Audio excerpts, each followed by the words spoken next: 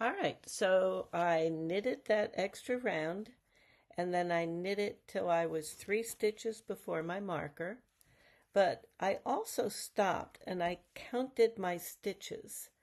And when I counted the stitches, I counted from the marker to the beginning of round on both front and back needles.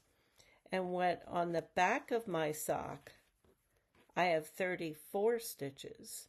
On the front of my sock, I have 33 stitches.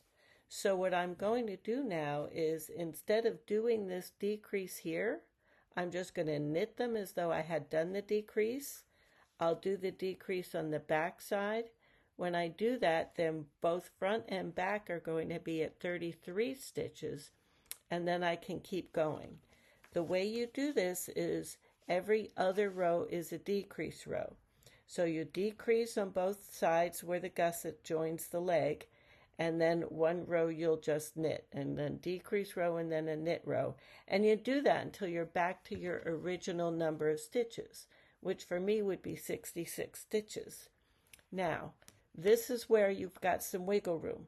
For those of you that put extra stitches on because you wanted your leg to be a little bit looser, when you're doing this decreases, you may want to do them in sets of 3 rows, a decrease row, and then a knit row. And do that for a couple of times because you want to make sure the angle of the gusset is at about a 45-degree angle, and you don't want it to be this big, long, goofy-looking sock. For those of you who are have your feet measurement a little bit higher, longer, wider than your leg measurement, you may want to do a few less of the decreases.